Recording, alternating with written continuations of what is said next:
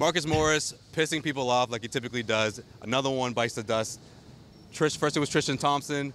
Now it's Larry Nance Jr. Terry Rozier got into that, got into the shoving match between those three guys. Yeah. All three guys got hit with technical fouls. But what surprised me the most about that little altercation was, where was LeBron James in the middle of that? What do you guys take? What's your take on that? What do you guys think about that?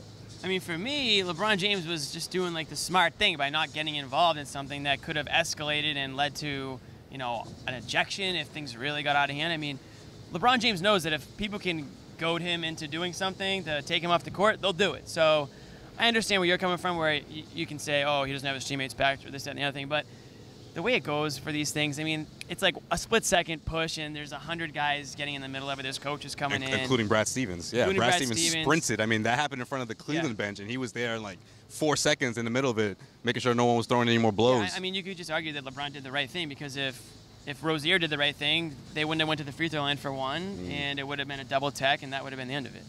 I thought of, remember that LeBron Instagram post he put up right after Laurie Ingram said shut up and dribble? Right. It's just him like this, going smiling through it all. It was something like a pool in like St. Bart's or something like that. Yeah. That's what I was picturing that entire time during that scuffle for LeBron. LeBron obviously is not going to get in the middle of that because he's not the enforcer. That's not the star's job on a team. The star doesn't go do that. He's supposed to stay out of it so that he doesn't risk getting ejected from the game. If LeBron gets ejected from the game, the season's over. Toast, so you can't do that. Right. So well, I'm not expecting him to throw blows, but I'm like, come on, man. Like, separate the team. At get least your step guys on someone's back. foot or something. Right. Yeah. Exactly. Like, come on, show that you got their back. I'm not saying go full Terry Rozier the way he went and shoved really Larry dumb. Nance. He could have gotten ejected. Yeah, he could have. I was thinking he might have, but of course, it obviously wasn't the case. Lucky for him. Yeah, he lost his cool a little bit, but I mean, on the flip side, you can say, well, these guys really do care about each other. Rozier sees somebody going after his guy, and he just instantly reacted that way.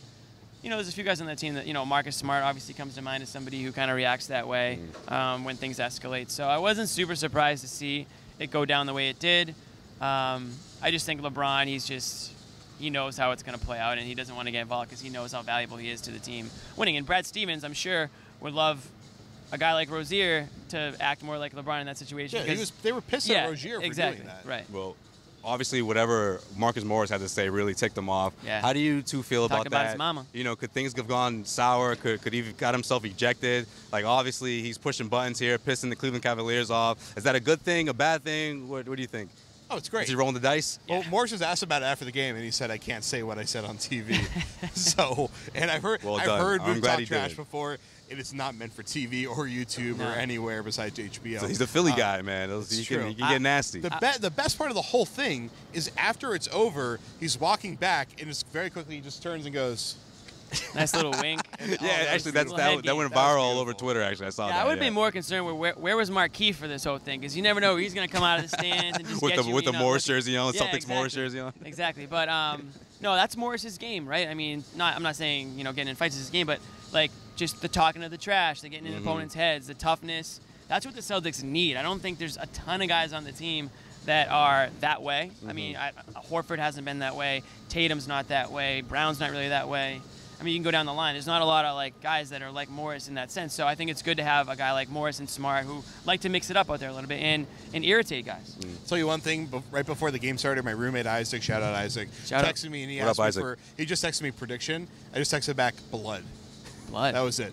We got blood. We got it was mostly Larry Nance's blood, but we got blood. I was wondering if there's going to be a part 2 to that little altercation, but we didn't get that. But we'll have to wait and see if something happens in Game 6. We'll see if Marcus Morris can get under somebody else's skin and trigger a potential shoving match, an NBA fight that we've seen over and over again. Push LeBron James out the door. Two or three shoves in an NBA fight. That's a pretty good fight, right? I mean, that's the most you're gonna get. That's a good night for the NBA. That's like a bad NHL. And no ejections. That's key also. We'll see what happens in Game 6 from TD Garden, CLNS Media.